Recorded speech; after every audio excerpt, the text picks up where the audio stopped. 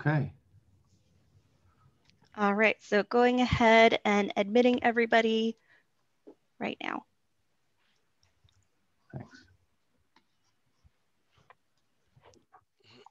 Good evening, everyone. Thanks for joining us this evening. We're going to wait for a few more people to join the meeting before we get started. So please hold tight and we will be starting the meeting shortly. Thank you.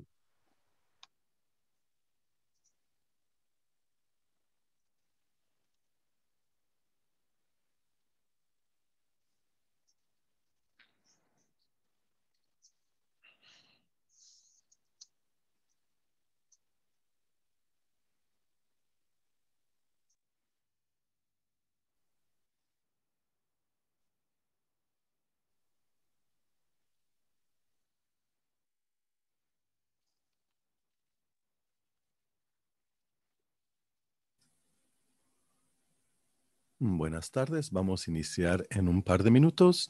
Estamos esperando a que se sume algunas personas más, así que gracias de antemano por su paciencia. Iniciamos en un par de minutos.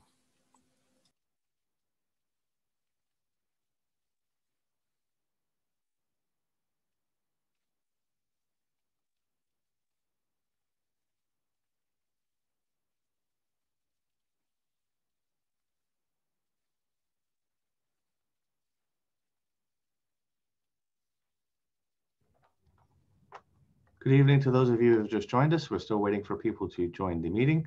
So please hold tight and we will be starting the meeting momentarily. Thank you. De nuevo, muchas gracias a quienes ya nos acompañan. Estamos esperando a que se sumen unas personas más. Iniciamos en un par de minutos. Gracias.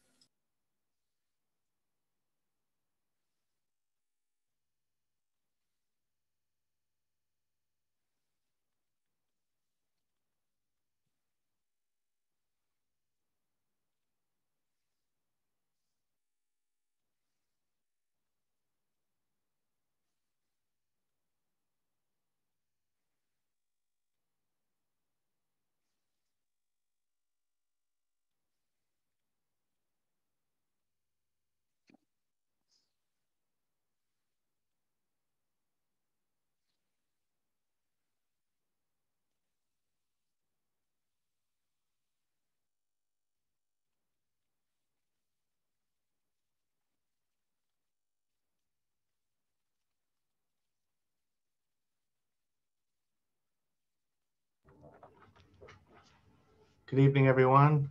We'll be starting in approximately 1 minute. So we're just waiting for a few more people to join. We will be starting the meeting momentarily. Thank you. Buenas tardes de nuevo. Vamos a iniciar en aproximadamente un minuto. Estamos dando oportunidad a que se integren más personas. Gracias.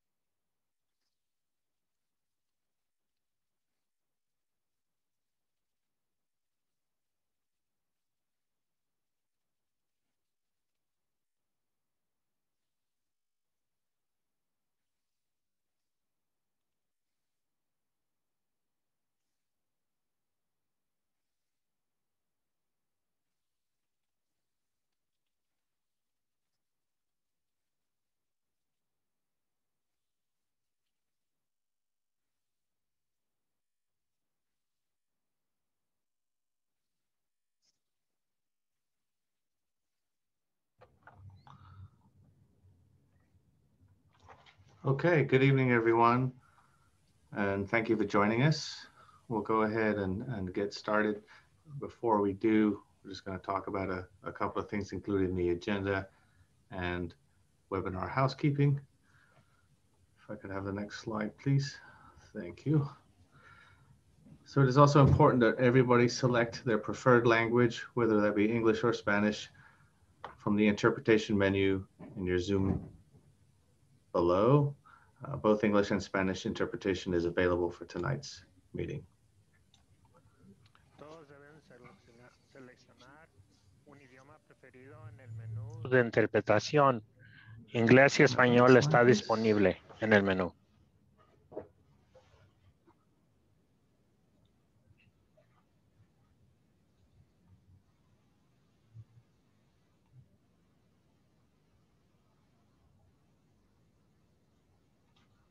Martin?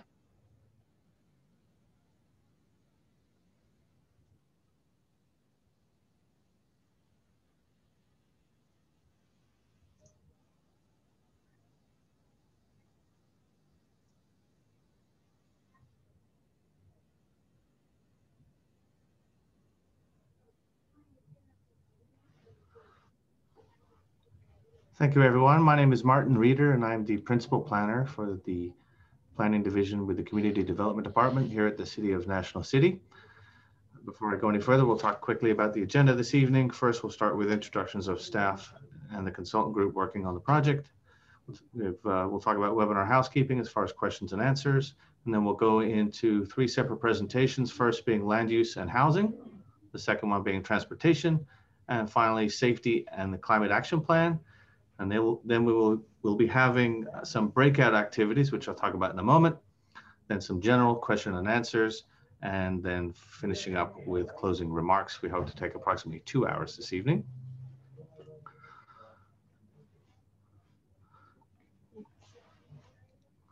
Actually, could you go back one slide for me? Thank you. So as far as the breakout rooms, this will be an interactive activity. So we'll be soliciting specific questions and answers from you. We'll be recording those for summary at the end. Any questions that you have during this webinar this evening, please use the chat function of Zoom. And as with all other meeting presentations and summaries from previous webinars and workshops, we will have those posted online on our project webpage, which is nationalcityca.gov/FGPU, as in Focused General Plan Update. And if you know anyone that wasn't able to make it this evening, not only will we have these meetings recorded, but we are holding another meeting tomorrow. It'll be the same webinar, same format, but it will be at 10 o'clock until noon tomorrow. That's Wednesday. If you have other questions outside of tonight or outside of the webinars that we're hosting, we're also going to have office hours, the dates and times of which will also be listed on our project webpage, the same link. I'll repeat that link in the closing slides. Next slide, please. Again, my name is Martin Reeder. I'm with the city. Also from the city tonight, we have Carlos Aguirre, who is the director of the National City Housing Authority.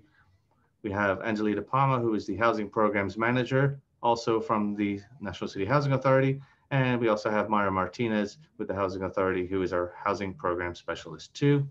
And from our city engineering department, we have Roberto Llano, who is our city engineer and director of public works, and supported by Jose Lopez, who is our deputy city engineer. And from WSP, who is our consultant group working with the city and helping us with this, with the Focused General Plan update, starting with Tara Lake, who is the project manager. She will be talking about land use and housing this evening. We have Seth Torma, who will be talking about transportation planning, Stephanie Whitmore, who will be talking about environmental planning, and finally, Ryan Whipple, who will also be talking about transportation planning. Ryan is also a National City resident and is chair of the Traffic and Safety Committee. So now I'll hand it over to Tara to start our presentation this evening. Thank you. Great. Can everyone hear me okay? And I can't see anyone right now since I'm sharing my screen, but if someone could say yes, that would be great. Yes, we can hear you, Tara. Thank you. Having a little bit of problems because I'm not able to choose my interpretation because I'm sharing my screen. So I am hearing both. I may have to stop and try to change that. But thanks for for joining us tonight, everyone. We're very excited to have you here. And if you were at our first series of webinars, we will be, sorry for repeating a little bit of stuff, but for those of you that weren't here, we want to go over some things just to familiarize you with the project. So we're working on a focused general plan update. And so, what is a general plan? Well, it is a citywide blueprint that helps to guide the growth of general city or of national city. Sorry, my dog just came into my room unexpectedly for national city into the future. It is used to address new state legislation related to housing, land use, transportation, safety, and climate change. And it reflects all those great planning efforts that National City has been working on over these last couple of years, and we'll get into that in a little more detail. And then, of course, it's used to address changing regional context and forecasted future growth.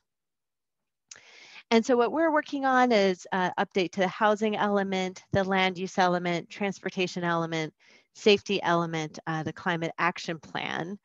And we'll also be doing some zoning code updates, as well as some updates to specific plans and creating objective design standards. This is all to update these documents so that they are coordinated with any of the goals and policies that are coming out of this effort on these elements.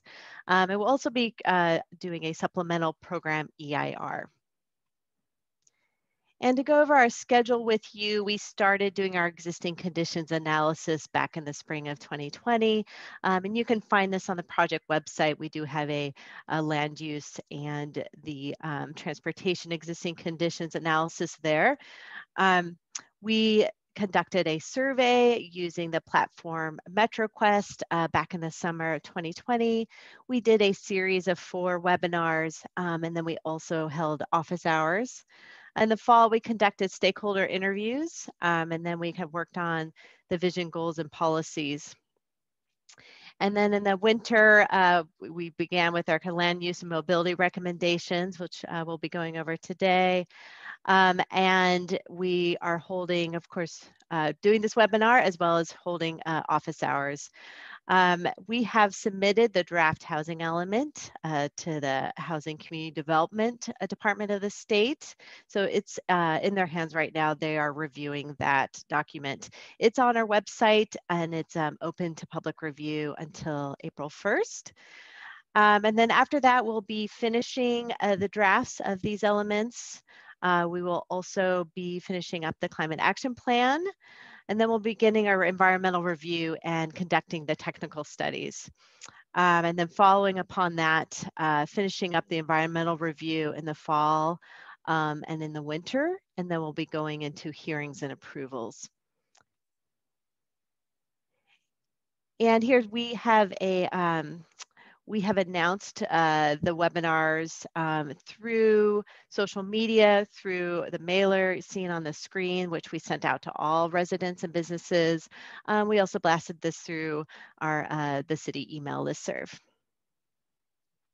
And just to go over a little bit of the outreach that we have already completed, although I did already just mention most of that, I'll just also add that in January, we held a joint City Council and Housing Advisory Committee workshop.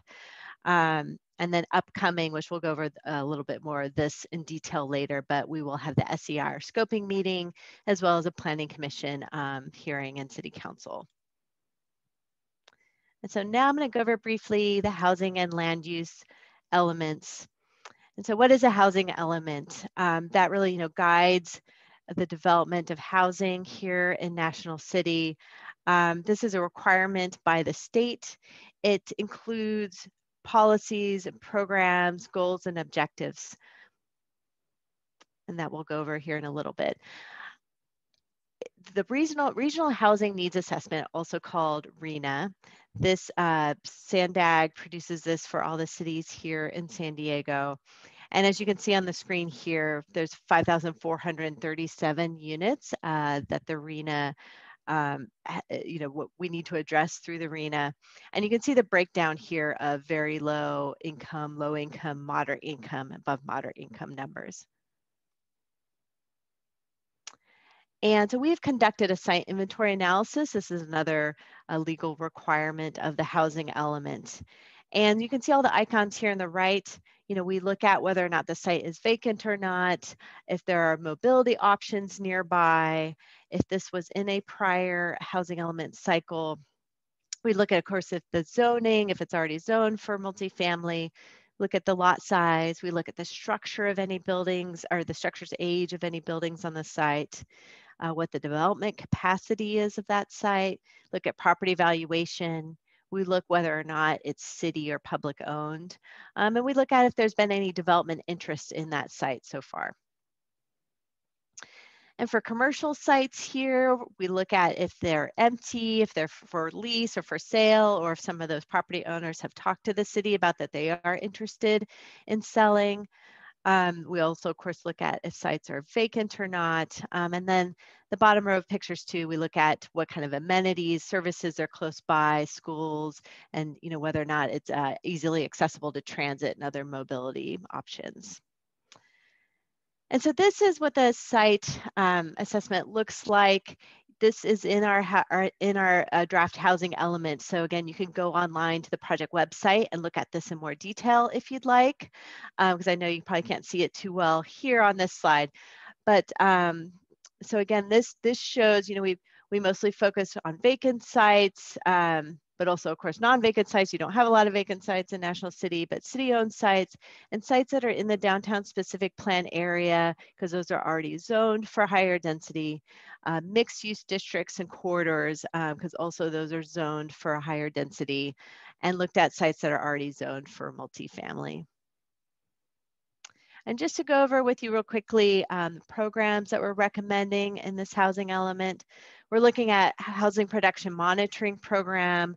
We're looking at housing choice voucher rental assistance program, first time home buyer program, fair housing program, a community housing development organizations program, a community land trust program, housing education and resource outreach, focus general plan update, infill and transit-oriented development opportunities, inclusionary housing, development impact fee study, accessory dwelling unit ordinance and permit ready program, parking study, objective design standards, development processing revisions and municipal code update, housing unit replacement program.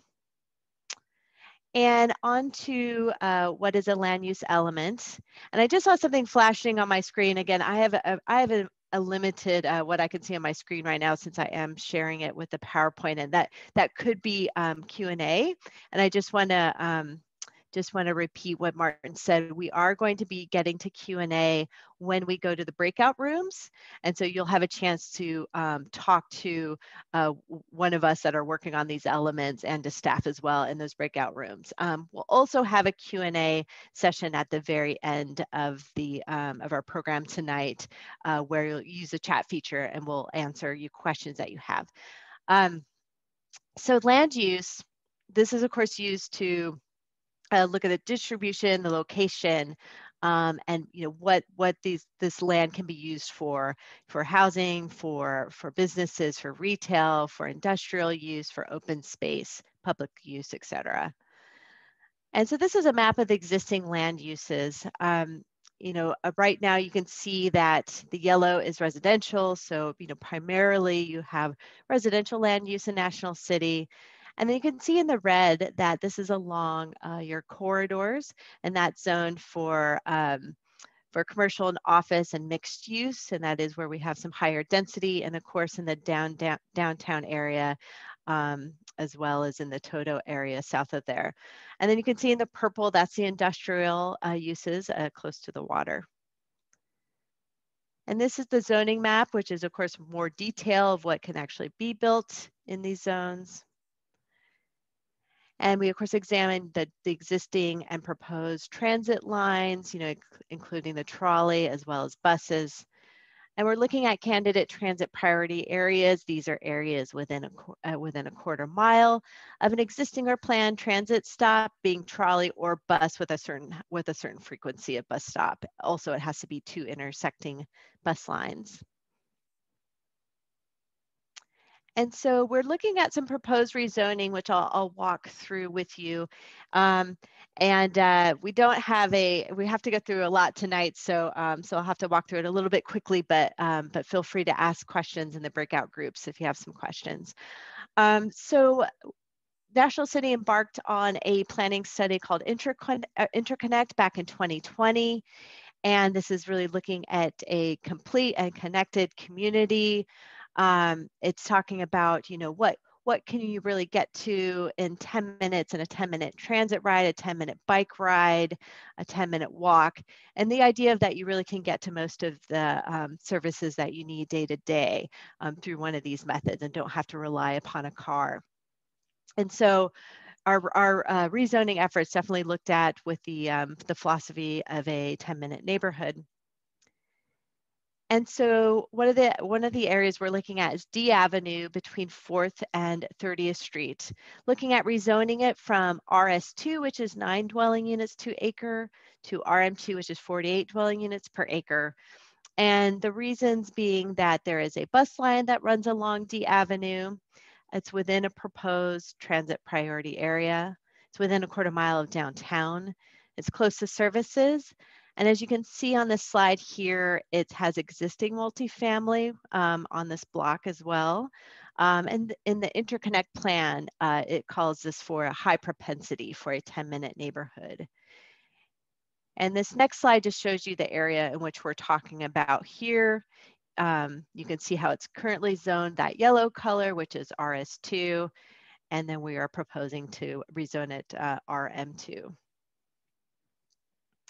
And so similarly on 4th Street between A Avenue and Palm Avenue, also looking at zoning it from 9 dwelling units per acre to 48 dwelling units per acre. And similar reasons, also a bus line through a length of it. There's class 2 bike lanes on 4th Street. It's within a proposed, within 4th Avenue, or 4th Street, I'm sorry, within a proposed TPA. There's also existing multifamily on blocks as well. And also Interconnect calls this out as a high propensity for 10-minute neighborhood. And so here is the link that we're talking about. And so again, you can see that it's mostly zoned that yellow color, which is RS2, and we're proposing to rezone it to RM2, that 48 DU per acre. And then 18th Street between B Avenue and D Avenue, also proposing to rezone from 9 DU per acre to 48 DU per acre. And really similar reasons as the other ones. You know, it has a bus line, has bike lanes within a TPA, existing multifamily on the blocks. It's really in harmony with the zoning of the rest of the street. It's close to schools and services, and also a high propensity area for a 10-minute neighborhood. And so here's that section we're talking about. And so with that, I'm going to turn it over to Seth to talk about the transportation element. Hi, everyone, and it's great to be back here tonight with you all. Next slide, please. So I wanted to start with making sure that we communicated that we've been building from the previous city efforts, many of those efforts that hopefully you've been a participant in and provided input on. So here's a list of just some of the documents that we really built this transportation plan from. Next slide. But equally important is also the input that we received from you, the community. And so here's a list of really all of the various inputs that we received. There's over 635 individual locations that you identified that you would like to see something changed, 370 comments that we received throughout, and we've incorporated that input and the previous plans along with our own analysis to develop the plan and the recommendations that we would like further input on tonight. Next slide. And so a reminder of some of what hopefully you've seen before in our earlier outreach with you. We talked about really building from these major factors, including safety and reliability, connectivity, economic development, and we want to be ready for the future as well. These are some of the analytical features that we use to help develop the recommendations. Next slide. So we mix all of those things together, the previous planning studies and design studies, your input, as well as analysis. And we combine that, and we've developed the following pedestrian recommendations that we'll dive into in detail. But just to highlight a couple, you'll see locations where we've incorporated ideas for, say, for example, an I-5 pedestrian bridge over by 24th Street to connect the trolley station to the west side, improve corridors, building on the great work that the city has been doing to make a walkable and friendly community for pedestrians and retail, etc. Next slide. Some of those dots and what are some of these things and what do they represent? Well, they represent needs tonight, not necessarily specific individual projects, but identified needs. But what could they look like in the future? Well, one of those is shown here as an example, taking an undercrossing like shown here underneath the I-5 and making it more friendly and like we see down below with lighting, wider sidewalks, and improved landscaping. Next slide. Those pedestrian safety corridors incorporate elements like shown here in the below picture, where we have wider landscaped areas to create a buffer between pedestrians and vehicles, crossing locations with highly visible painted crosswalks, as well as bulb outs or pop outs of the sidewalk to reduce those crossing distances along those pedestrian corridors. So features like this. Next slide. And where those pedestrian corridors and high activity exists near retail, we want to build on that and additionally create features like you are familiar with in recent work shown here on 8th Street and Highland, where we're putting in, where the city's been putting in additional landscaping, angled parking and parking, medians, pedestrian scale lighting, and frequent crossings, protected crossings to make it easy for people to get from one side of the street to the other. Next slide. We're also going to go in further detail in the breakout sessions, traffic calming areas that we've identified based on input and our own analysis, as well as further bike recommendations. And so what do those things look like?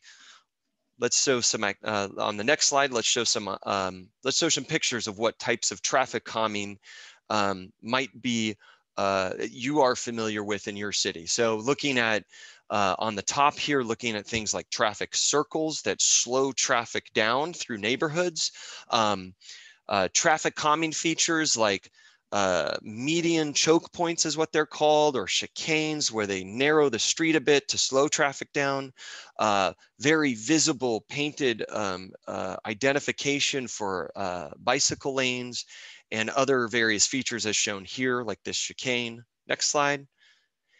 And bike improvements that you've seen through being built throughout your city and elsewhere, like shown here with additional signage to make it very visible about where the easiest route is to go.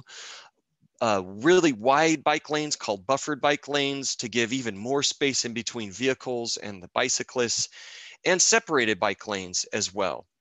And so those are the types of things that we're looking at, and we'll be diving into detail in the breakout sessions and want more input from you. That's it. Thank you. Great. And Alana, do you want to walk us through the safety element?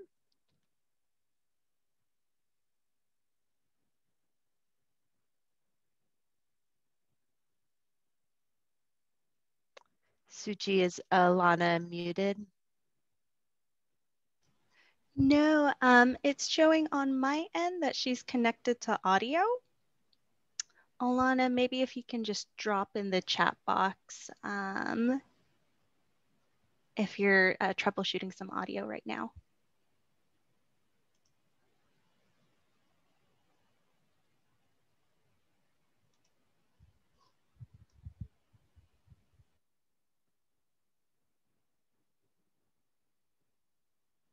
We apologize, everyone, for the slight delay. Maybe unplugging and plugging back in your headset.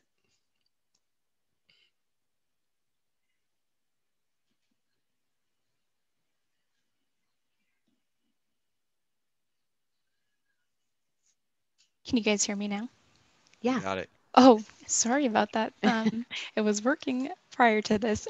Like I was saying, I'm stepping in for Stephanie Whitmore, who is not able to make it today, and I'll be talking about the safety element. So next slide, please. So a safety element addresses public safety issues associated with both natural and man-made hazards. The element contains a series of maps that illustrate the geologic extent of certain hazardous conditions, and it contains a set of policies that serve to address these risks. Next slide.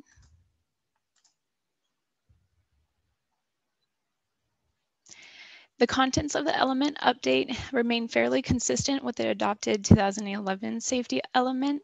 However, updated mapping is provided, and we also have provided a climate adaptation and resiliency section. Next slide. So this is an example of an updated map and an exhibit that we've included in this update. Floodplain maps have been updated to show the current 100 and 500-year FEMA floodplains, mainly along the Sweetwater River, and it's relative to critical public facilities. So updating public floodplain mapping allows the city to plan accordingly for infrastructure improvements and the placement of critical facilities in the future. Next slide. Fire hazard mapping has also been updated. Although wildfire risk is low within the city, there are areas of high fire danger in the east within the unincorporated area of San Diego County. Next slide. So in addition, like I've mentioned, we've included the climate adaptation and resiliency section. So climate change poses a spectrum of risks to the community. The risks most likely to face national city include an increased number of extreme heat days, an increased frequency and intensity of precipitation, and sea level rise. So the element will evaluate the extent of these risks to national city using a mapping tool developed by the state of California based on a varying state of emissions scenarios. So a greater future level of emissions is likely to translate into more days of extreme heat, intensified flooding events, and higher sea level rise, which can also translate into increased coastal flooding and erosion of coastal resources. So finally, the element will identify strategies the city can employ to help the community and the effects of climate change. Next slide. So in our breakout sessions today, we're going to be asking you what you think we can do to help adapt to climate change. And for example, we've provided some measures and we're looking to hear from you. So next slide.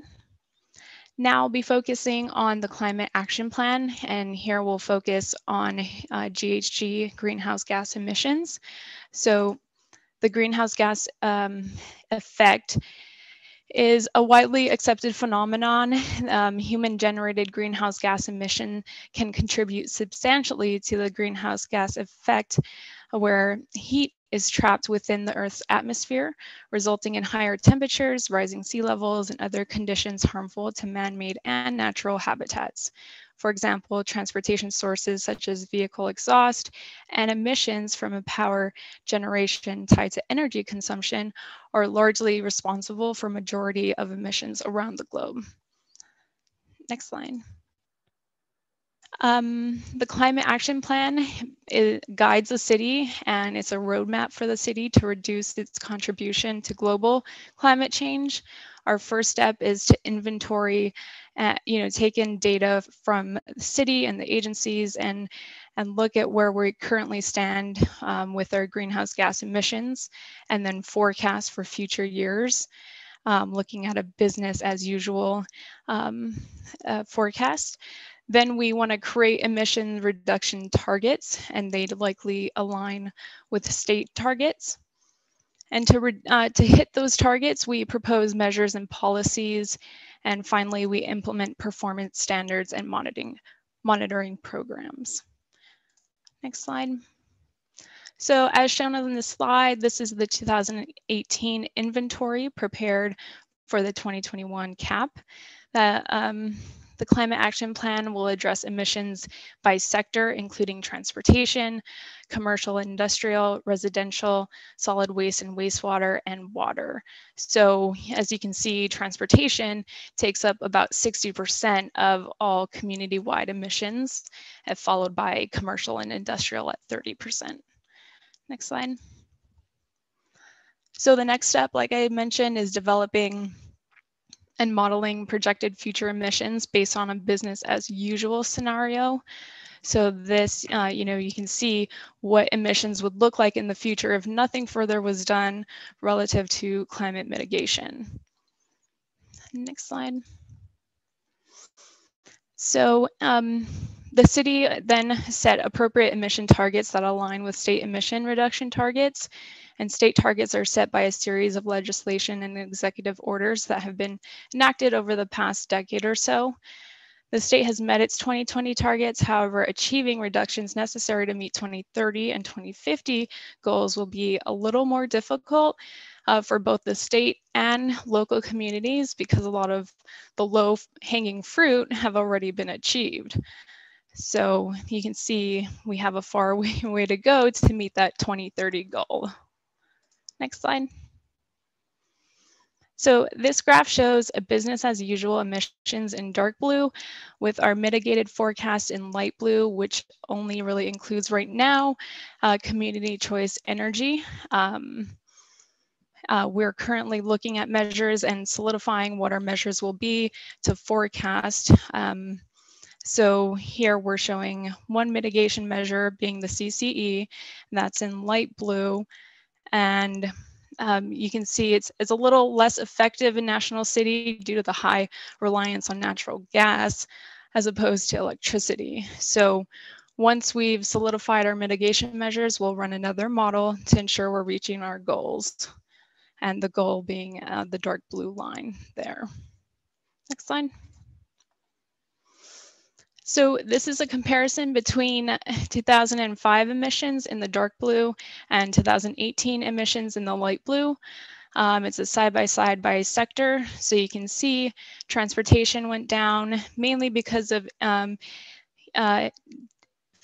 increases in fuel efficiency and cleaner fuel types. But there has been an increase in energy due to the increase in overall demand. However, energy overall has become a bit cleaner. Next slide. So this graph is a little showing a few things. So I'm going to start from left to right. The left bar there shows 2005 actual emissions from the 2011 CAP. The next dark blue bar is 2018 actual emissions compared to the light blue bar, which was the 2020 goal set in the 2011 CAP. So we can see we didn't necessarily hit our target goal. The next dark blue bar is projected 2030 emissions for a business as usual scenario from our 2020 CAP versus our goal set out in the 2020 CAP for year 2030. So there's that big gap there, and we want to find that delta and mitigate and reduce our emissions for hitting that goal. Next slide. So to do that, we're looking for reduction strategies. We have a good list going on, and we're going to hear from you tonight on how we would like to solidify, if we have a long list, but we want to hear from you what those priorities are and where we can go from there. So with that, I'm going to hand it back over.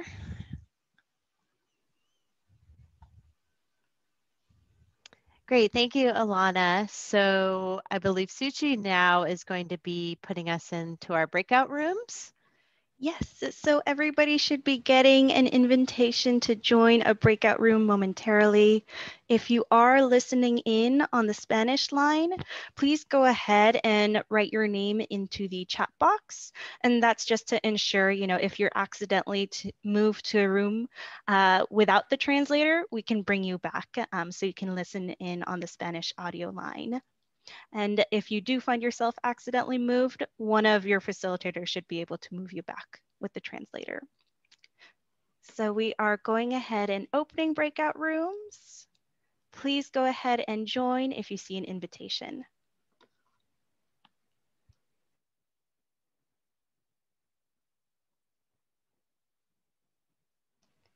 All right, fantastic. So it looks like everybody made it into the first breakout room successfully. So in this rotation, we'll be talking about land use and housing. Carlos, Myra, Emma, and Tara, just a quick check before anyone starts sharing their screen. Can you confirm that you're on the English line? Hi, yeah, I'm on the English line. Okay, fantastic. Yeah, unfortunately, when I was sharing my screen, my control panel went really small, and so I wasn't able to check the line.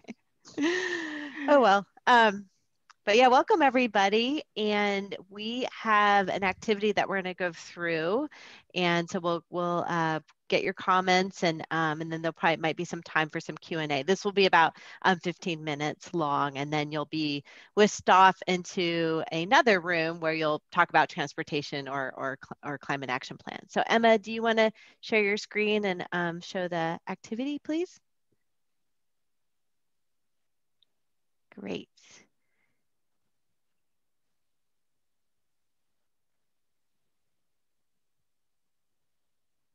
All right, so can everyone see the activity of that? It says, what is a complete and connected community? Yes. Yes, we can. Hold on one second. Let me see if I can get everybody onto this other screen so I can see who's here. Okay. All right, so we talked about this a little bit in the slideshow. So we're saying, complete means, having an integrated development pattern that supports a 10-minute neighborhood.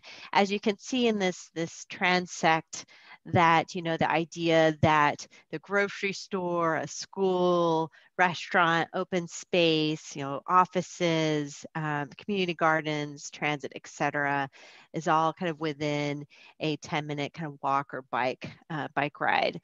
And that's the connected part, that all these different land uses that, you need in your day-to-day are all kind of connected through different means of transportation. So you don't have to necessarily rely on a single occupied car. So we wanted to kind of explain that first before we go to our next slide. If you can forward to the next one, Emma. Okay, so when we were talking about earlier, looking at some of these land use changes and increasing some of the density of the residential on these streets that already have transit options and already are next to some services. So that's what we're recommending, but we'd like to get some of your ideas. So you'll see down there at the bottom, we have some pictures of some different housing options. So the first one being a 2-story 4-plex, meaning there's like 4 units in that kind of apartment or condo building. And the next being 2 to 3-story townhouse or condos or apartments. And the next one being 2 to 3 stories also, but more of a multi-family stacked flat. And the next one showing more of a mixed use where you have retail at the bottom and residential at the top. And then we kind of put something, and then other, maybe it's even higher density of more stories than 3 to 5 or some other ideas you have. So Emma, this works as kind of like sticky notes, when we were in person and we'd be at a workshop and you could put Post-it notes. So we really want to open it up to your discussion and comments. So and Emma will be taking notes and putting them on sticky notes on here. So yeah, we'd like to hear from you what your ideas are if you think that these different different residential options are something you would like to see in a corridor like this. So please feel free, don't be shy, and let us know your ideas, and also if you have any questions.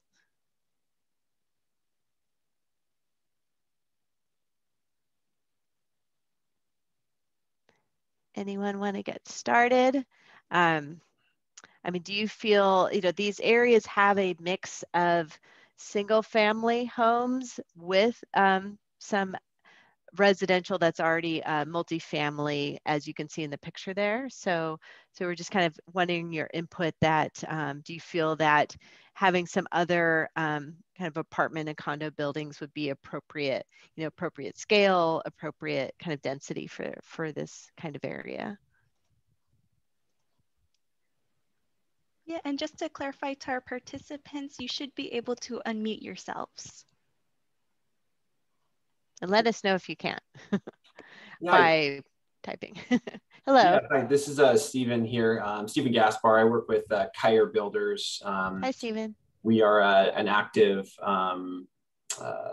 developer, property owner in the community. Actually, that picture, the 2 to 3 story townhome, that's one of the communities that we completed in the end of 2019. Great. So yeah, I was just curious. I'm familiar with this area, and I believe that this kind of corridor has relatively small lots. Is that correct? Yes, they are. Okay. So yeah, either some lot consolidation would have to happen, or it would be a smaller project, with a few units. Yeah. I mean, I think from our standpoint, there's similar corridors in the city. Like, we completed a community on F Avenue that is the RM-2 zone, and it has multiple kind of, has a lot of smaller lots like this. And I think the kind of our biggest challenges, just as like everyone says, has been parking and open space, and trying to fit the building, the parking, open space, all in these kind of small lots while still achieving the types of densities that the zoning is contemplating, and that the general plan allows. So I think where there can be flexibility on smaller lots with how you provide that parking and open space, and maybe if there's a park close by, or if there's an increased development impact fee that can be paid to help kind of mitigate some of that lack of maybe open space on site, but that can be reattributed to one of the park spaces that the city already has, and maybe some of those funds can go to help improve that. That might be a way to help achieve some of the densities that we're talking about here on those kind of smaller lots. Mm-hmm. And just so I was taking some notes, so make sure I kind of got it all, and that Emma got it all. And you were saying that maybe that the diffs then could be used to provide open space. Is that what you were mentioning?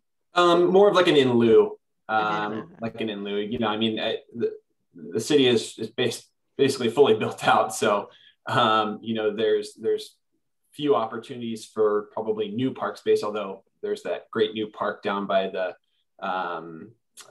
Paradise Creek. Just helping kind of improve, I guess, the existing infrastructure as kind of a, in lieu of providing it on site, or, I'm just kind of thinking about, it's always when you're providing, when you're building or site planning, the more you can kind of group these uses together, the more efficiencies you get, and overall, the better the project is.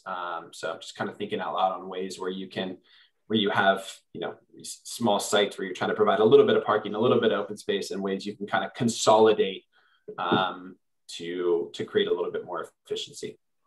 Mm-hmm. Okay.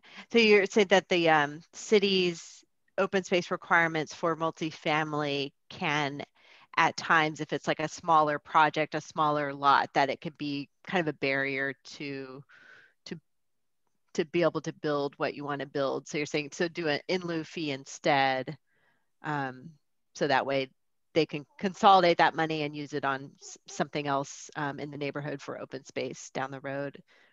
Is that what you're kind of thinking? Yeah. Smaller, you know, we've built a couple 10-unit communities, 12-unit, 15 units, and those were some of the hardest, you know, parts about those sites or during the site planning process was parking and open space. And then we have some communities that are a little bit larger, you know, 60, 80 units. And, you know, there's always, you always have, you know, you always exceed the minimums without even trying on the, at least on the open space side. The parking is, you know, as you add more units, you know, your parking increases. And, you know, you hit a point where, you know, there's no longer any room on the site, but open space on the smaller sites has definitely been, you know, a challenge that we've run into when, you know, trying to achieve the densities that the zone allows for. Mm-hmm. Okay, great. Well, that's all very helpful. Thank you. Does anyone else have any other ideas or comments, questions? Hi, can you hear me? I'm yes. Nancy. I think the neighborhood that I'm looking at on the screen lends itself more to like fourplexes or at the maximum 3-story apartments, and I think that diagonal parking could be a help. And I wonder if there are alleys. Do you know? I'm sorry, did you say, are there alleys? Yes. Yes, because alleys could leave parking on the alley. Mm-hmm. You know, as you pull in, like 6-packs, like the old Hoffman 6-packs, where cars parked on the alley in parking spaces. Yeah. So does it have alleys? Some of them do, I believe. Right, Carlos? That's correct. And I think too large a building, first, I think it would destroy a lot of single family homes to build it. I think that an area that has bigger lots would be probably better, like off of Euclid or something like that. And then you put the bus lines there instead of just trying to find where bus lines are and making more housing.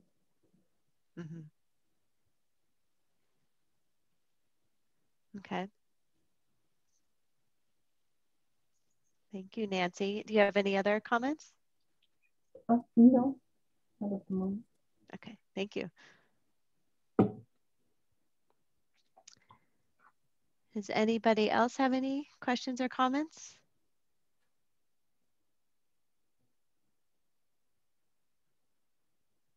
And do we, oh, we have another board, don't we? Maybe we should forward to that board too. Okay. And so this is showing a map of, you know, when I was going over in my presentation about other areas we're looking at potentially increasing the density somewhat because it's on a corridor that has access to bus or nearby to trolley or close to downtown and has services, et cetera. So this kind of map just kind of outlines that a little bit better. So kind of still the same question that in these other areas as well.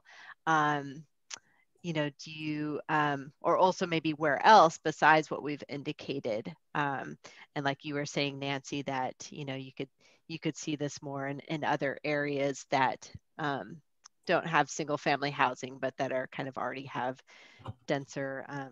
Well, I was thinking of making smaller apartments, fourplexes would kind of be keeping the look of the neighborhood also. Yeah, understood. Yeah, and you've probably seen that with the fourplexes that there's a way to design them so that they, you know, almost really look like a single family home, that they do kind of blend in with the single family homes. Yeah. So are there other areas in the city besides kind of what we've already indicated, of course, downtown and these corridors and you know, the Toto area, that you could see some other higher density housing? I think that they're already doing it around 33rd Street. Somebody has that whole street pretty much bought up and made, I believe, 170 units that you could see from the drive-in of the swap meet. And in a way that that's good, because there is the land, and maybe buses can come up there too. I'm sorry, I missed that those last couple words. Maybe as these apartments get built up there, you would consider putting the transportation where the apartments are. Mm-hmm.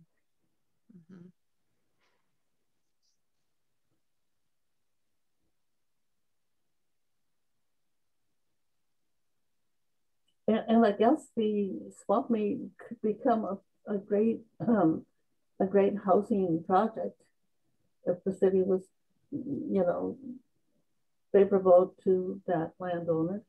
Mm-hmm. Yeah.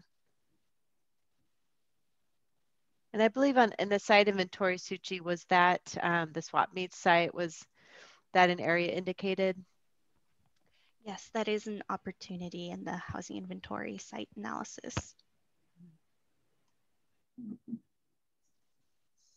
As a matter of fact, I think a lot of National City residents would like to see homes there, you know, small, maybe a newer type of small house that, you know, would be kind of like you see in some neighborhoods now, perhaps already designed with ADUs.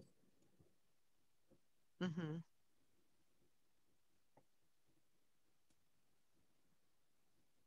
And perhaps they could even be all together with a parking lot for residents. So instead of everybody having his driveway and his garage, there could be a number of smaller houses and a parking lot. Mm-hmm.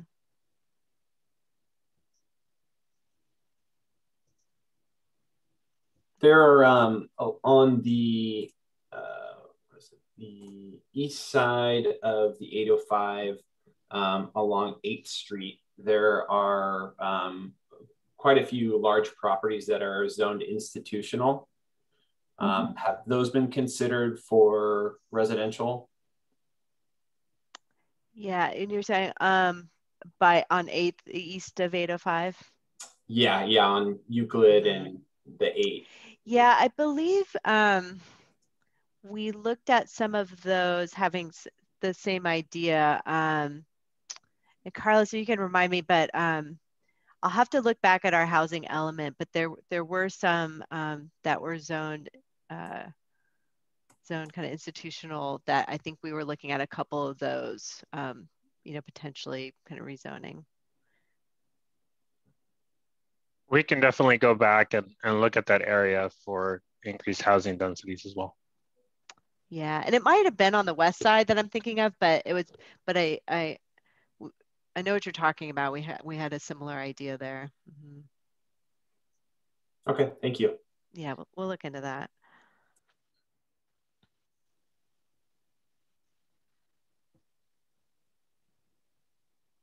I would just say in general, as a, you know, I've been working in the city for over 4 years now. In general, I think, you know, the city's done a great job of zoning the corridors that have good opportunities, you know, and I think that's why it's probably kind of hard to find additional ones, because it's been done. So it's just, you know, the process of you know, finding lots that are suitable for redevelopment. There's a lot that plays into that. And so I think, you know, it's just challenge with any development is, you know, finding those right opportunities. But I, you know, commend the city in having gone through this exercise multiple times and, you know, identifying many areas for redevelopment. Yeah, I agree that the city has done a good job with already rezoning a lot of these corridors. And so that's why, yeah, we're not, for the housing element, that there are enough sites zoned, you know, with enough density to meet the RHNA.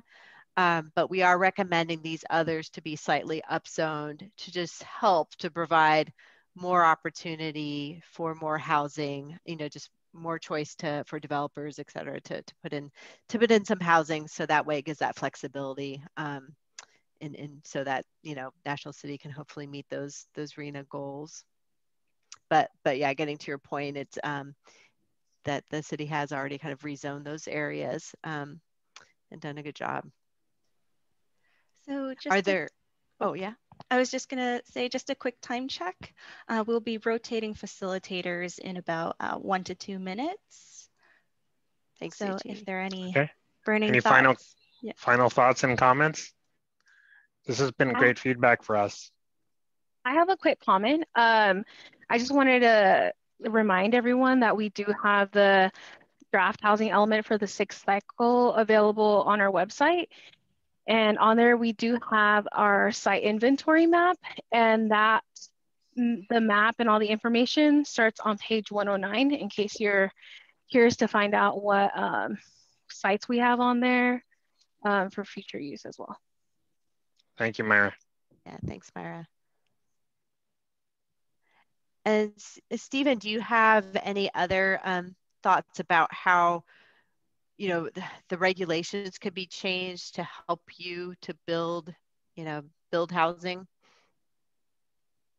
Yeah, I mean, I think, you know, parking is the probably the biggest thing, but obviously we have to be, you know, careful. You know, we don't want to, for this market, we don't want to, you know, jump straight into a no parking, you know, no minimum. It's not realistic, and it's not good for the, you know, the existing community. So kind of finding that balance, I think, you know, we have these conversations a lot on how that's going to go. But I think, you know, one of the challenges we've had is you know, construction costs are so high, and so you know, we're limited to the type of construction that we typically build, which is, you know, what you see in that top right image, you know, 3 to 4 story wood frame construction communities. And, you know, for some of the higher density, you know, projects that are contemplated for downtown, you know, that's a concrete steel podium construction. And I mean, we've run countless analysis on sites in the downtown area, and that's been our biggest challenge, is just aligning the costs with the type of construction that's required to get, you know, the densities and provide the type of housing that the general plan, the housing element, are calling for. And yeah, I mean, I think I'm not really, it's just that I guess I'm just sharing, it's you know, it's just something that we all kind of have to work towards. And I think wherever there's flexibility in just general site planning, whether it's, you know, reduced front setbacks in areas where it makes sense, and, you know, open space, I mentioned, parking, wherever there can be flexibility in those areas, it allows us to, you know, on a site where we're looking at maybe 10 units, maybe we can add, you know, 12 or 13. And, you know, while it might be small increases, you know, those add up over time. So I would just say kind of flexibility. Great. Thanks, Stephen. I think we have to get whisked away, but thank you. Thank you.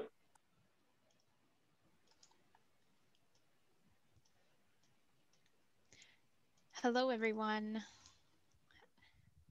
Let's see. Okay, so I'm Alana Flaherty. I'm an environmental planner at WSP. I'm going to step in for Stephanie, our environmental lead today. So our activity will just be to hear from you all to help prioritize measures for the climate action plan.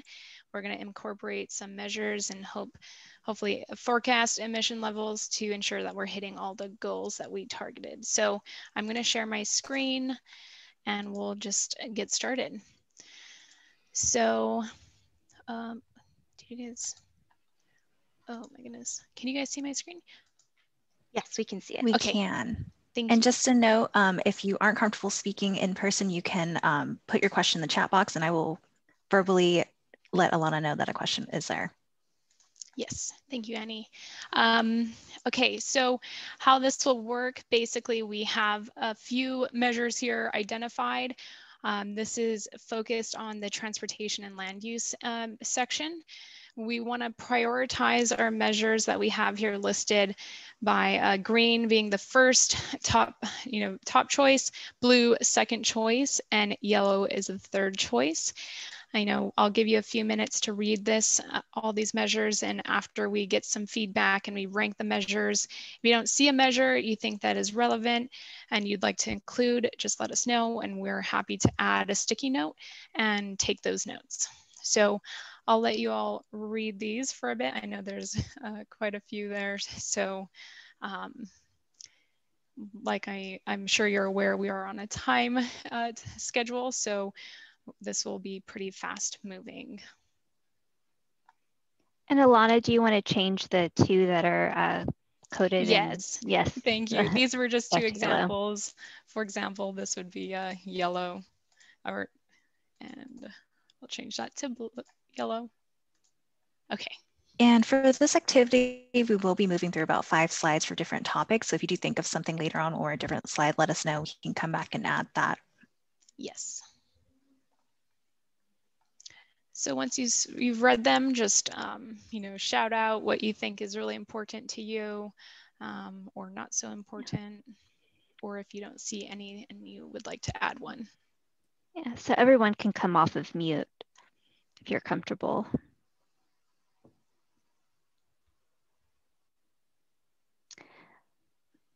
So from our last session, someone had suggested to reduce single-use person car trips. Does everyone in the group, how does everyone in the group feel about that?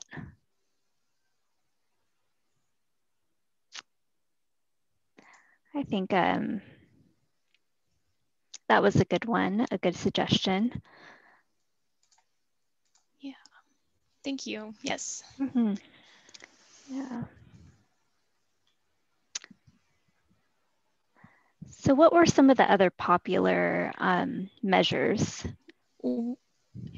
Improving bicycle infrastructure was another important one for the last group. They thought that was pretty critical to them. They would like to see improvements. Does anyone, have any strong feelings about that one? And we can also write in any ideas that you may have. So we can create Post-its for those. I think we could encourage people to use compact vehicles, maybe having more compact parking spaces. And compact. I don't know how you can get guys not to buy pickup trucks, but they are kind of asphalt. Spaces. Spaces. Mm-hmm. That's a great idea. I think that'll definitely discourage people. Yeah.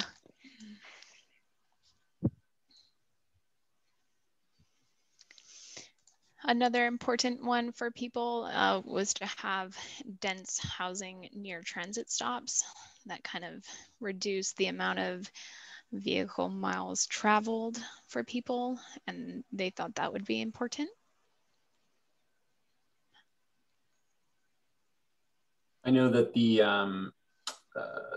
state and companies like SDG&E get funding periodically for electric vehicle chargers in public spaces and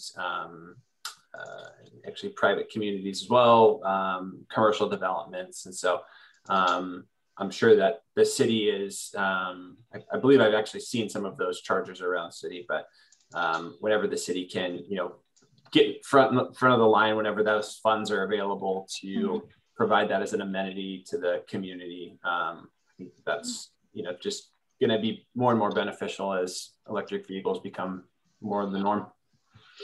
Absolutely. Thank you. That's great input. Alana, shall we move on to the next slide? Yes. So now moving on to renewable energy production.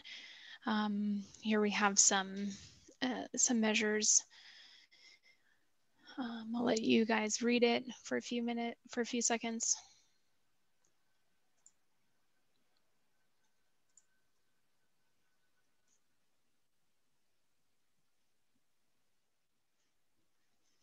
In the last group, they thought, of course, the Community Choice Energy Program was definitely important and a quote easy thing to be added into. So if you guys have any thoughts on that. Could you just go over what Community Choice Energy is one more time?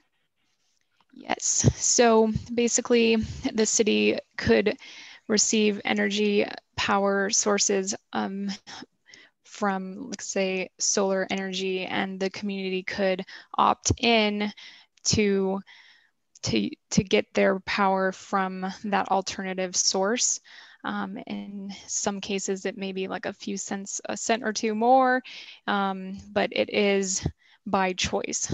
So the community has that choice to get added into the program and have their energy come from that alternative source, like I mentioned. Does that help? And Brad, if you want to add anything, feel free to jump in there.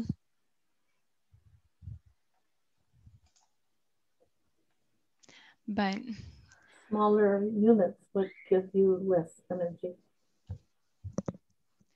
Sorry, Nancy, I could not Smaller hear you houses, there. Building smaller apartments,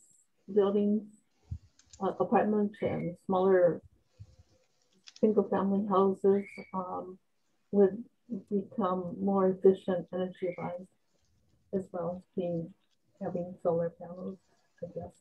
Mm-hmm. So by going small, you would be saving the footprint. Okay.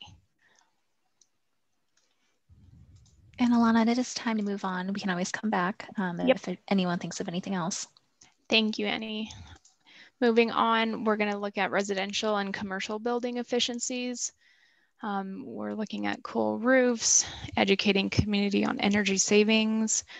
We want to regulate lighting for commercial buildings, looking at energy efficiency improvements, energy efficiency rebate programs, planting urban trees, and energy efficient retrofits.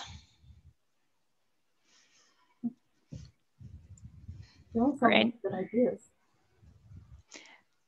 They're good ideas? Yeah. Thank you. Yes.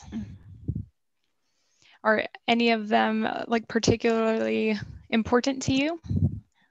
The energy efficient retrofits. Okay, great. I'm not sure with the parking there how many trees could actually be planted. But the blue roof sounds very good. Great, thank you. Are there any others that aren't here that you'd like to see? Any other ideas to reduce greenhouse gas emissions relating to residential and commercial buildings? Just involving new technology and construction. Yes, absolutely. Involving, yep.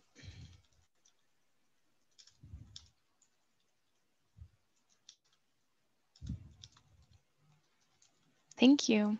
I got that all mixed up, but all right, well, let's just move on unless there's any other comments or ideas. So looking at solid waste, how can we reduce our GHG emissions as it relates to solid waste? We're looking to use food waste as compost in gardening, in community gardens, restaurants and grocery reduce waste, educate community. zero waste programs at schools, curbside composting, hold quarterly e-waste and recycling events, green waste recycling programs, biosolid waste programs, and we hope to divert 80% of total solid waste generated. So do any of these restaurants and groceries could have a program where they don't just throw the food away, if they could give it to people who need it in a timely fashion. Mm-hmm. And maybe a coordination with some of the nonprofits. Mm-hmm. That's a great idea. Sometimes restaurants are afraid that someone will accuse them of poisoning, and so they would just throw everything away constantly, which is very wasteful. Mm-hmm.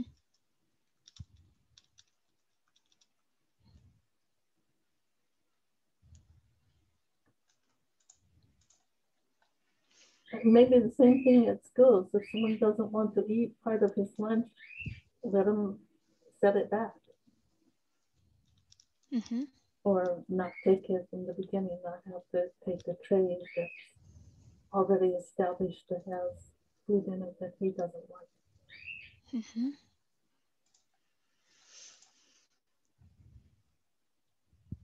Great. And how do you feel about curbside composting? Would that be of interest to you? Well, in my factory, we don't have anything to be composting. Okay. Not in the food business. Yeah. Okay. And Alana, we just ran out of time on this slide. Okay. If you would like to move on. Thank you, Annie. Moving on to water and wastewater management. Here are a few measures. I'll let you all read it.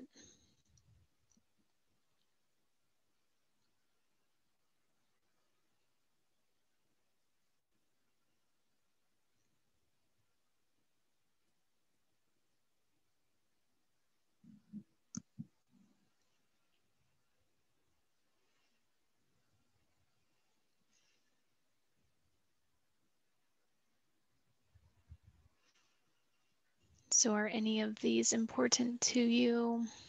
You know, reusing water in parks and green spaces? Yes, that would be really good if we had a way to do it. A lot of water falls off the roofs of the industrial buildings, but I don't think it could be really captured in rain barrels. You'd have to be, I don't know how to keep it from just going into the ocean. Maybe. Alana, perhaps we add a new note and use that term, the industrial and commercial buildings.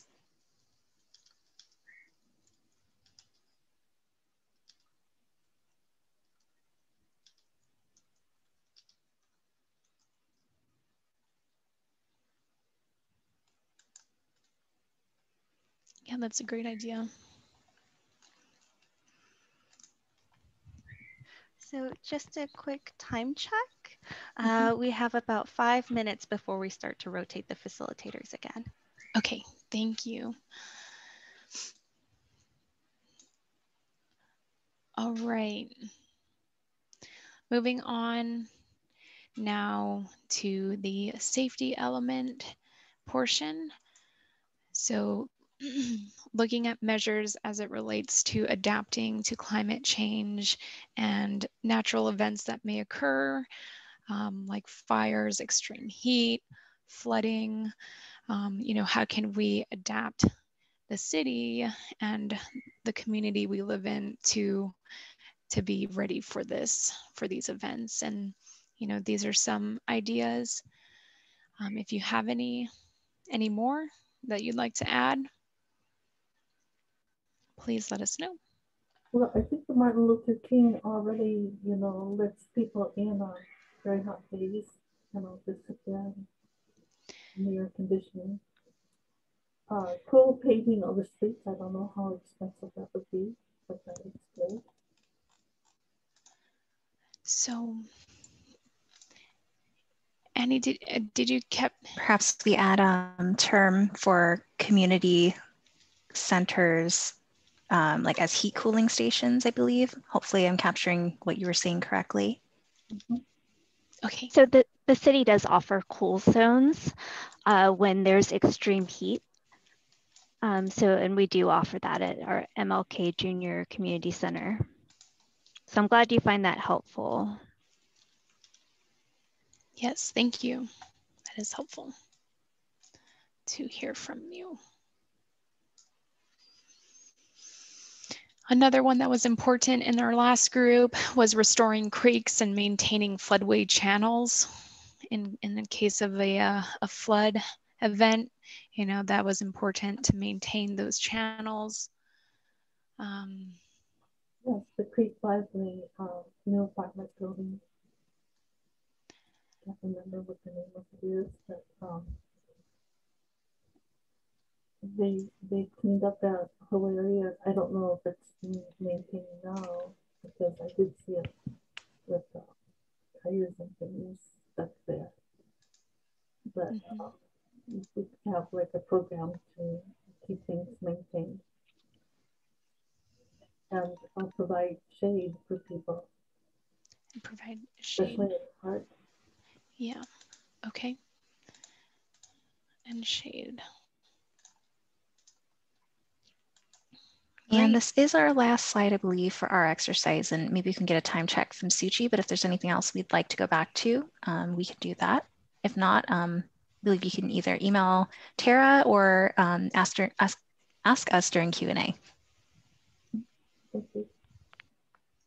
Well, thank you for your input and your ideas.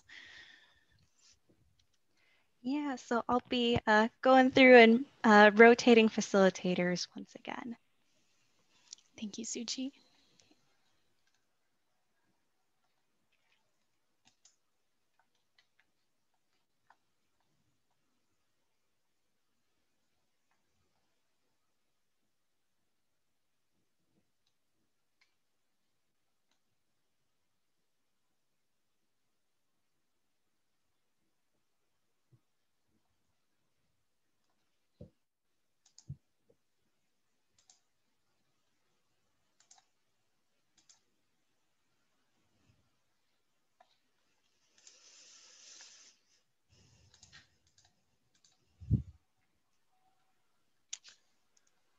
Hi, everybody. There we go. Just waiting for Ryan to join us here. Welcome. We're here in our breakout, there we go, to talk about transportation. And so Ryan and I are going to show you two maps here. Really, the point of this discussion, though, is to get your input on both the pedestrian and transportation bicycle and traffic calming improvements that you'd love to see in your city. And so we want to spend most of our time on that, which allows us about 7 minutes for each of the maps. So we're going to start with the Pedestrian Improvement Map. And I'm just going to describe what we see on the map and then spend the time listening to you. So the first thing that we see here are on the legend is location-based pedestrian needs in that red dot. And what those are things like the opportunity for a new pedestrian bridge over the I-5 to connect the trolley station to the west side. We discussed earlier the opportunity, a need for improved pedestrian comfort underneath those undercrossings of the 805 with things like what Ryan's circling here, wider sidewalks, more lighting and landscaping to really provide that sense of comfort and connectivity across the freeway. Above that, we have sidewalk needs identified. Those are shown in green. I think those are fairly self-explanatory. There's an inventory of missing sidewalks in the city. So chipping away at that and identifying those needs. And then above that, we have these red lines on the map called pedestrian safety corridors. And those are developed through a combination of previous plans, input from the community through all the outreach that we've been doing, and then an analysis that we've provided. And so what does that look like? Those needs and opportunities could be things like what you see here, additional landscaping to provide greater separation between the pedestrian and the vehicles for comfort, more crossing and higher visibility crossing opportunities like shown here, pedestrian bulb outs or pop outs, which pop the sidewalk out into the street further to increase visibility for the pedestrian and to narrow that crossing distance and other things like that. And then building from there, where we are in, we have walkable retail corridors identified where there are mixed use, either existing or proposed mixed use areas or where retail exists. And so some of those same pedestrian elements, but really under the retail setting of how do we support those businesses even further through, say, additional landscaping, angled parking as shown there on 8th Street that was done so well, medians and lighting, etc. How do we make that a pleasant experience? So that's what we're seeing here on the map, and those are shown in purple. So let me, what we're gonna do is open it up to your comments, either write them in the chat, go ahead and raise your hand. I'm gonna try to see everybody, and we wanna hear your thoughts. What are we missing? What's working well? What are your priorities? What do you want to see more of, etc.? And excuse me while I lock my door so my kids don't barge in.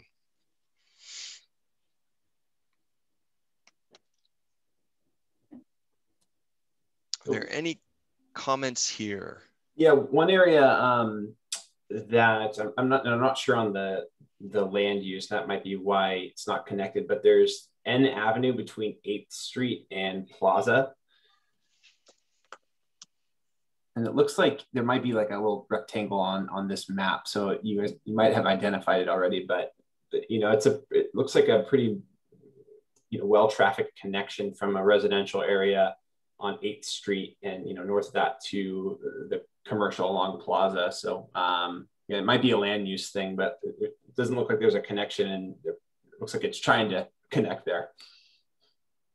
Yeah, this is Martin, the principal planner. Yeah, that's a unique little area. It's separated by quite a bit of grade.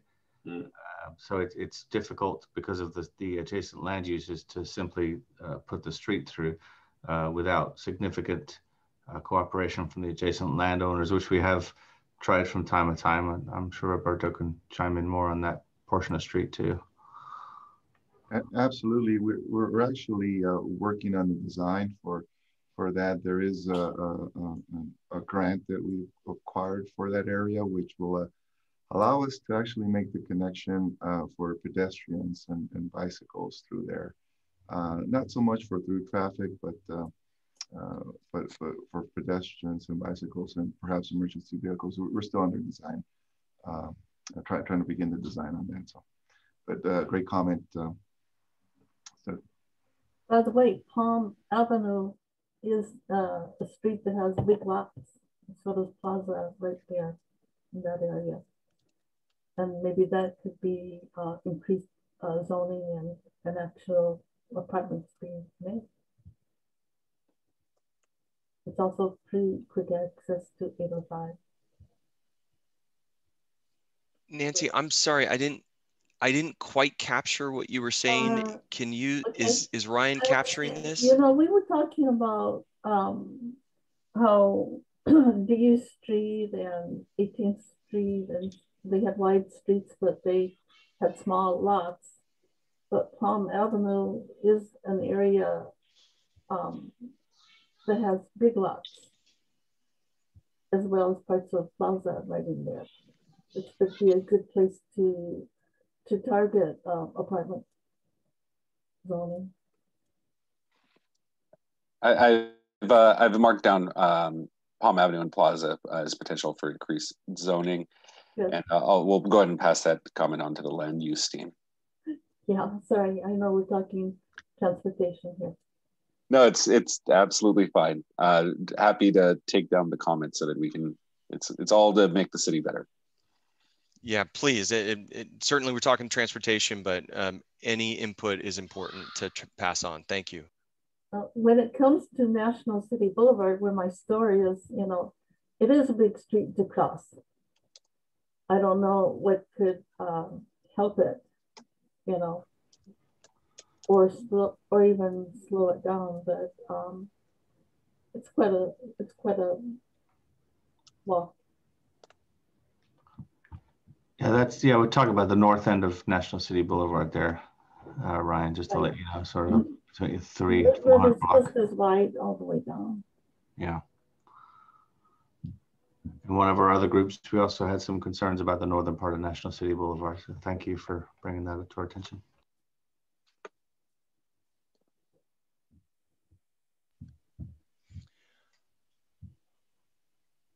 Other comments from the group here related to pedestrian improvements that we need to be aware of and you would love to see in your city? Hi, this is Margaret. I'm not Ted, I'm Margaret. Can you hear me? Yes.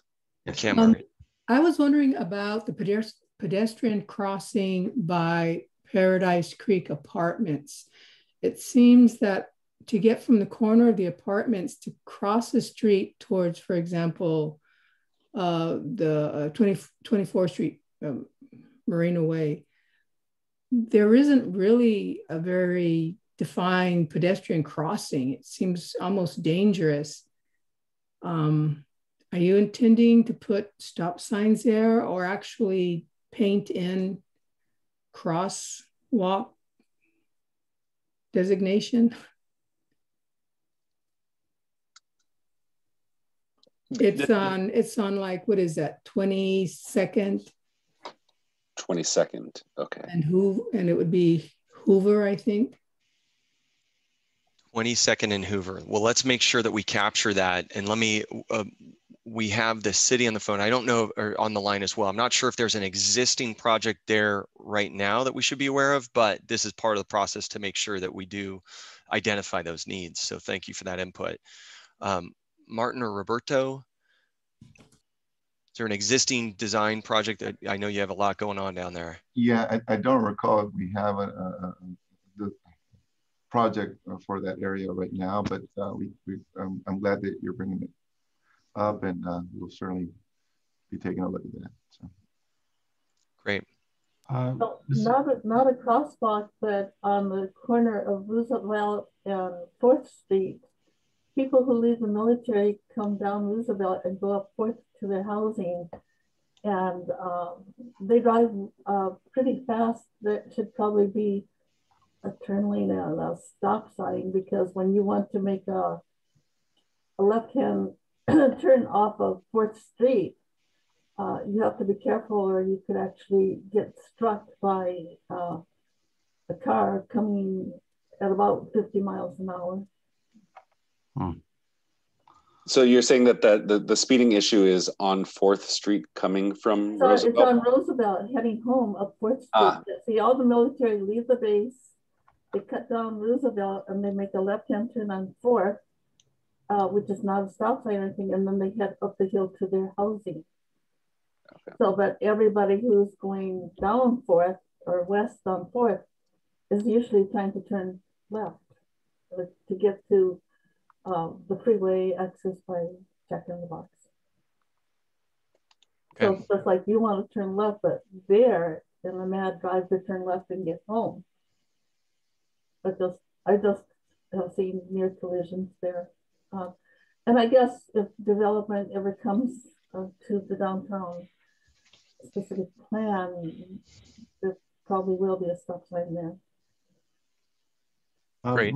Roberto, what are our long-term plans for Roosevelt? I know there's something going on there in that location. Yeah, actually, right now there's phase 1 of a project that will be adding some traffic calming measures at intersections along Roosevelt here, and in widening, adding pedestrian lighting and enhanced landscape. So the pedestrian experience will be much better there. Phase 2 will add a cycle track on the west side of Roosevelt, all the way from Division or National City Boulevard there, all the way down to 8th. So that will help with that the issue described. When will the truck parking go away? it was supposed to be temporary. I'm sorry, I didn't capture that. The trucks park all along the street, and then you park up and down the side streets too.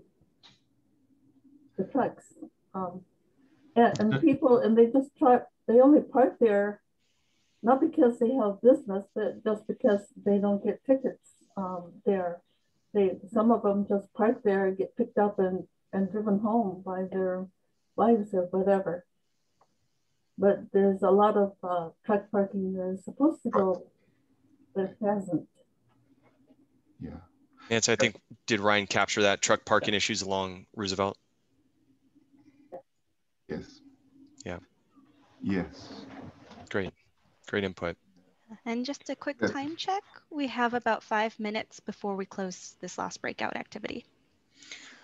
So Ryan flipped over to bicycle and traffic calming improvements. So we want to make sure we spend some time and get your input on this. And so let me start by just describing what we're seeing here on the map.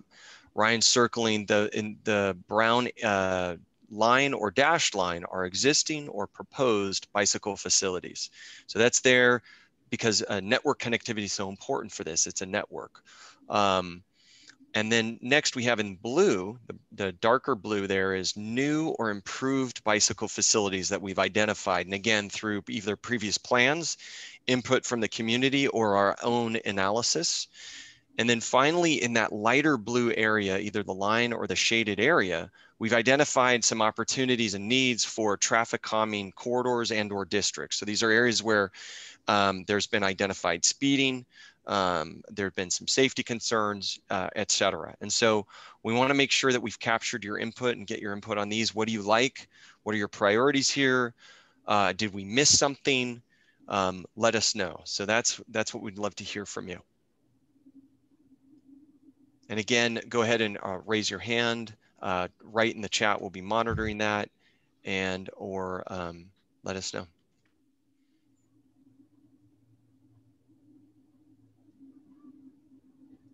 Give it a moment here as you digest the map.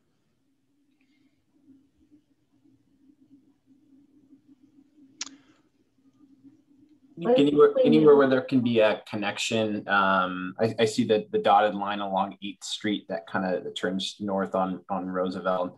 I know that the 8th Street's already built out, but I guess there can be a connection from the downtown area, maybe on one of the less busy streets, that is a well-defined bike route that would connect to that future portion, and then ultimately to Harbor Drive. I know, connectivity to the naval base and ultimately downtown San Diego. And then as Chula Vista continues to build out their bayfront, I'm sure that I'm hopeful that there's going to be additional bike opportunities, and just kind of completing that connectivity there and extending it into the downtown area will benefit National City. Okay, I think let's make sure we captured that. So I think what I heard was any opportunities to extend that proposed bike lane, which I think is called Homefront to Waterfront, right there on 8th Street, maybe further into the downtown area of National City along 8th Street. And then just identifying that opportunity then to connect that area of National City to, what is it? It's called the Bayshore Bikeway, a regional bike project that will eventually be completed and go all the way to downtown San Diego and beyond. Is that what I heard? Yes, that's correct. Thank you. Great.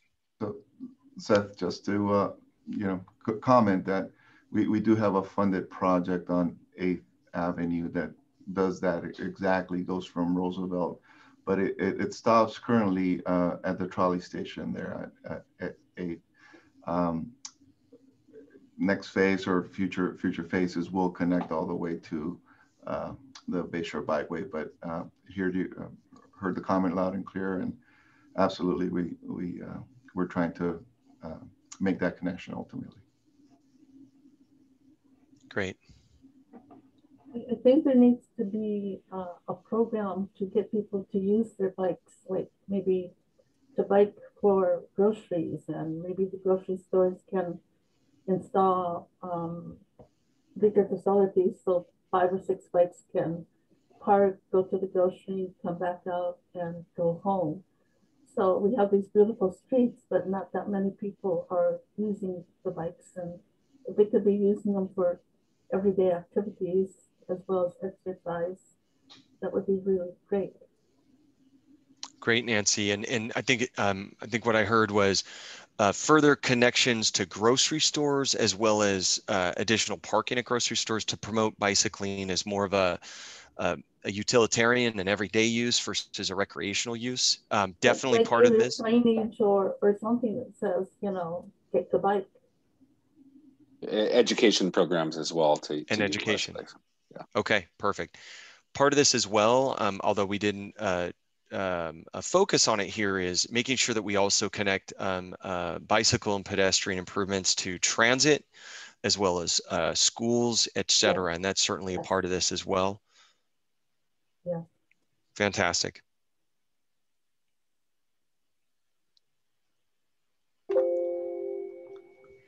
So we'll be going ahead and closing the breakout rooms and convening as a group. So thank you everybody for participating. Thanks.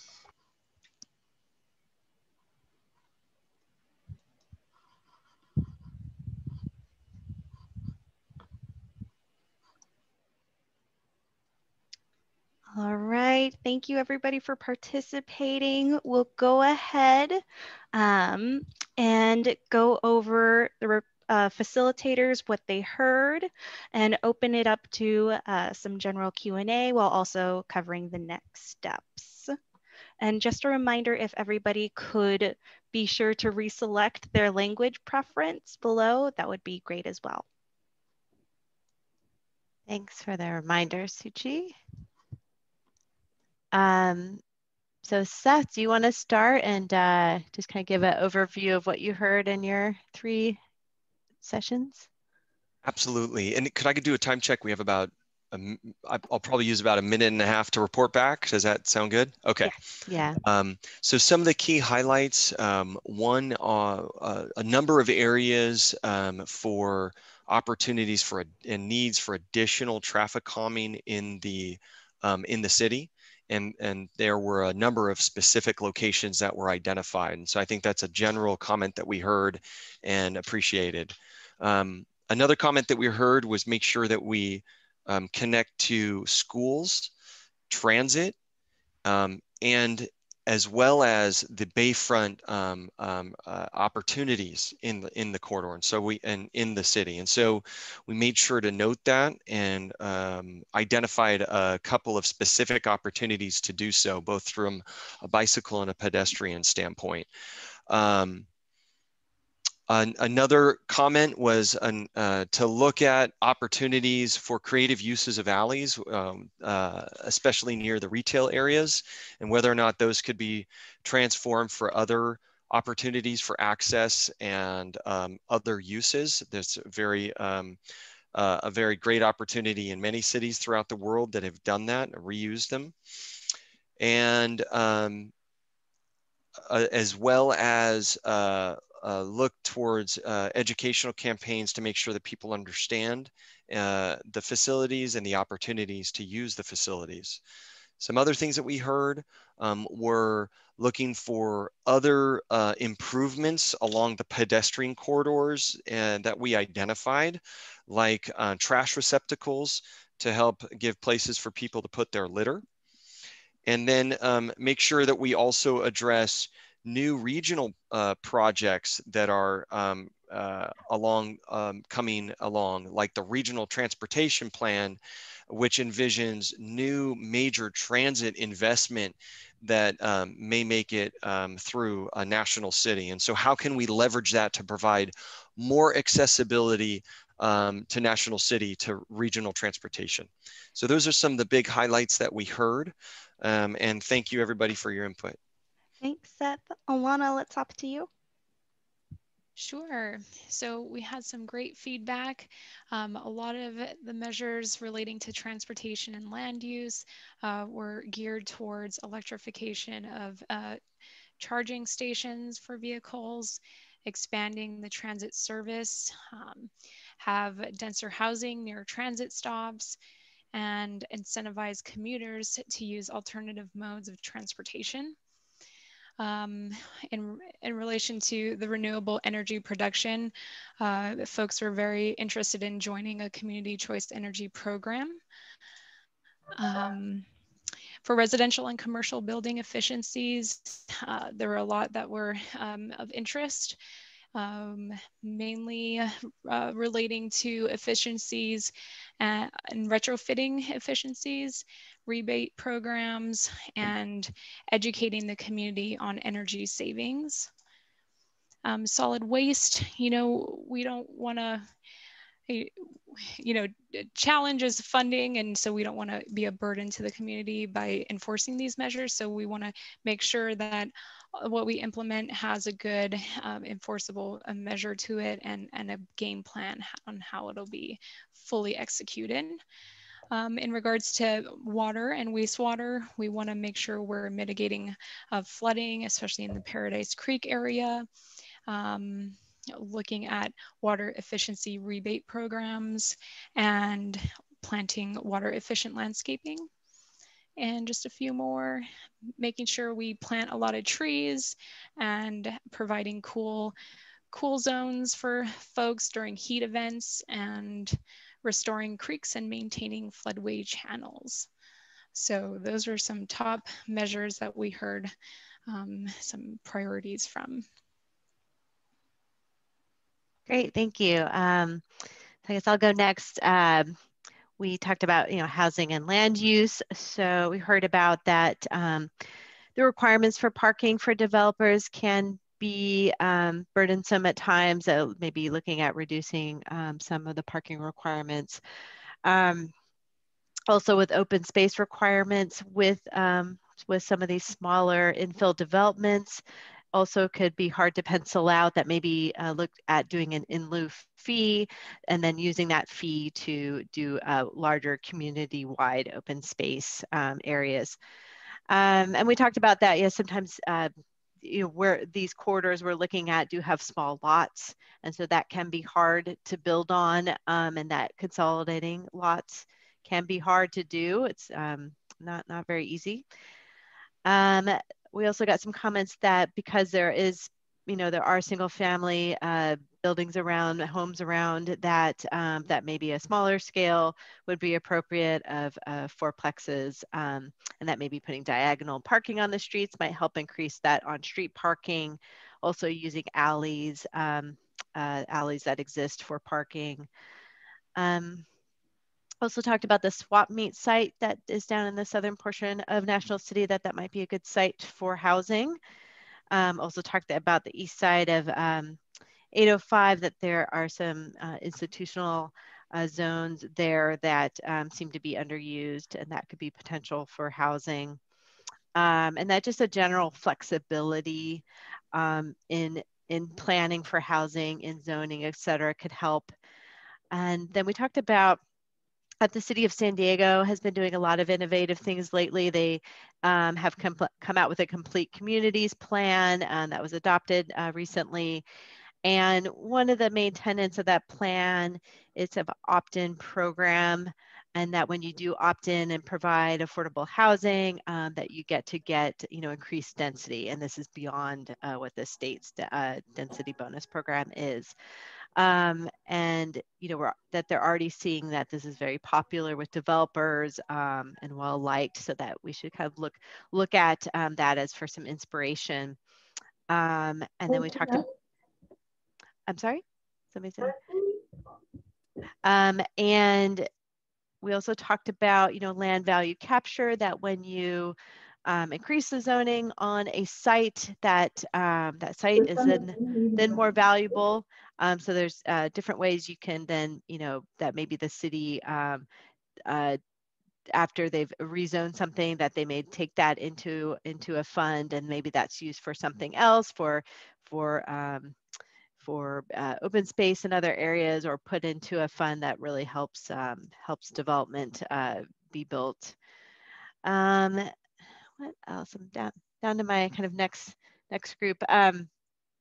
We also talked about FAR, floor area ratio, being used instead of dwelling units per acre.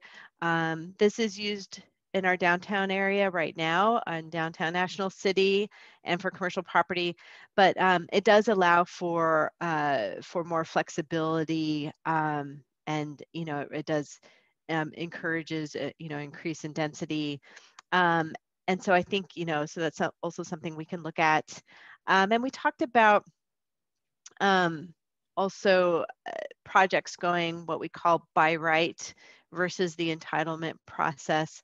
By right means that if a project meets the zoning code, meets a municipal code, then it can go right to, have an administrative approval and then go to construction permits, versus going to planning commission and city council, and through that entitlement process. And that, again, the city of San Diego and their Complete Communities program has enabled this for certain, if you meet certain parameters, or that there's a less onerous entitlement process. So this makes this more affordable for developers, and hence, we potentially could get more housing out of that.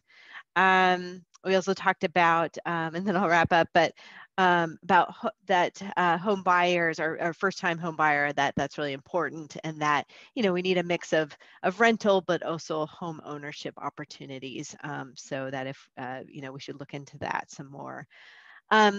So I'm sure I didn't hit everything, but we got a lot of really good comments, and we do have those notes on our maps and notes that we also took. So thank you everybody for those. I know we're getting close here to 7, so I'm going to go over kind of our next steps, and then anytime we have left over, we can go over some questions that you may have.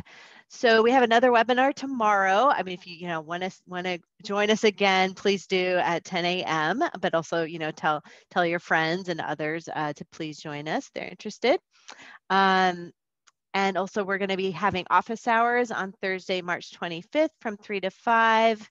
And also on March 30th from 10 to 2.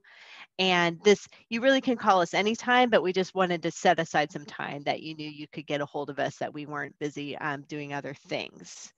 And Carlos, did you want to read off in Spanish the times?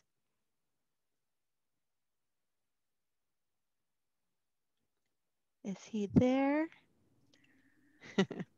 Carlos is on mute. On mute. Okay. I can. Okay.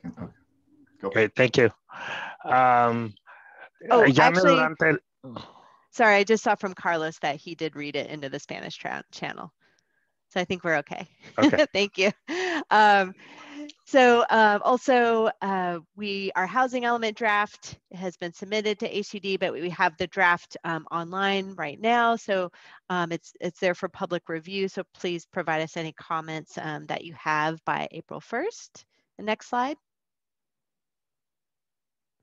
And some other dates to look out for. On April 19th is when we are hoping to go to the Planning Commission for adoption, and May 4th to City Council. This is for the housing element.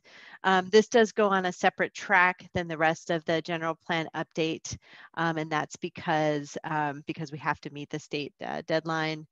And then we will be submitting it to Housing Develop or to HCD, sorry, for their state certification. Next slide. And other milestones, we're aiming for between April to June is when we start our modeling of the alternatives and doing the traffic analysis. In June, the draft elements of the climate action plan will be available for review and comment. In June to December, the supplemental EIR preparation, including the scoping meeting and public input related to that analysis will be happening. And then that brings us to December and to February, where we'll be doing the hearings and approvals for the rest of the elements and for the SEIR. And I believe, is that the end of those slides, Suchi? Yes, it is. So with 5 minutes left, and also if we can't get to all of your questions, we also will try to answer every question that came in on the chat today online, but also you can call myself or Carlos or Martin and speak to us anytime as well.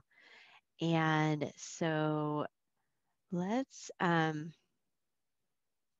go to the chat, and I'll kind of scroll back up to earlier on. Let's see. Tara, we did have a question earlier on in the chat asking about gentrification and displacement and how we're addressing those concerns through our process here. Okay, great. So that will, that is definitely something we'll be thinking about with that lens of everything that we do. And so, there isn't an easy answer to everything, because some of these policies that we are putting forward would intentionally be, or will be increasing the value of the land, which we know that then could potentially lead to gentrification.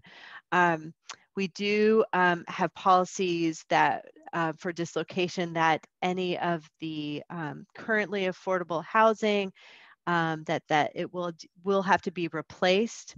And there are other policies we have in place that really are trying to prevent any dislocation of affordable housing that exists today. So I know that is an important issue and a sensitive issue, because while we want to provide more housing, and that's probably first and foremost, and we want to provide housing for all the different economic levels that are needed in National City, but we want to be also very respectful and careful of that the culture of National City remains intact, that the neighborhood identities remain intact. And so that is definitely something that our goals and policies will strive for. And Suchi, is there another question? This is more of a comment, but in the chat box, there is Complete Communities program has protection policies. I'm sorry, could you say that again? I didn't quite get that. I think this is referencing the City of San Diego's Complete Communities program, saying that it has protection policies within it. Oh, okay, so kind of to look at that as a guide. Gotcha. And are there other questions that maybe came earlier in the meeting that you saw? Those were the main ones. Okay. Yeah, and any other questions? I just had a very general, sorry, this is Madison Coleman. I am a policy advocate for a climate action campaign in San Diego. I just started my role. I'm a week and a couple of days in. So I'm still getting familiar with San Diego, everything about San Diego. I haven't actually moved down there yet. I live in NorCal. But I do know that something that we advocate for is anti-urban sprawl. And so I don't even know if that affects National City, but when thinking about land use and housing development, also thinking about urban sprawl and how that affects the environment. Yeah, absolutely. As you can see in our presentation today, talking about adding density to where there already are services, where there is transit, where there are jobs, et cetera, that definitely is one of the main tenets that we're striving for. And so not putting density out in areas where services don't exist.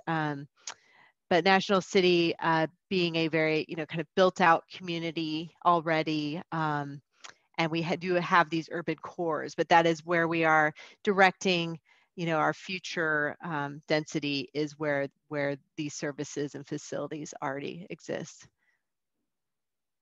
Yeah, great, thank you. All right, well, I see it's about 7 o'clock then, and I really appreciate everyone's time tonight, and thank you. This is one of our first times really doing the breakout rooms in this virtual setting to try to capture what we would do in a in-person open house, to really break out into smaller groups and have those smaller discussions. So thanks for bearing with us, because there's a lot of technical stuff we have to get through. So we appreciate it, and sorry we were having the translation, interpretation we didn't quite practice that, so I had a little bit of issues. I was having a hard time toggled and doing my screen share at the same time. So thank you for bearing with us, but we hope you enjoyed it, and hopefully it was a little bit more interactive than just having being given a presentation and only being able to do Q&A through the chat. But again, please, any other questions or comments, please don't hesitate to call us or email us. And we're certainly, or we can set up meetings too. And also we have those office hours. So I don't know if Carlos, any of the other staff want to say anything else and wrap up? No, just thank you for your participation. The city appreciates each and every one of the comments we received tonight. Great, thank you. Well, I hope everyone has a great night, and we look forward to hearing from you more in the future and some more interaction and participation. Thank you.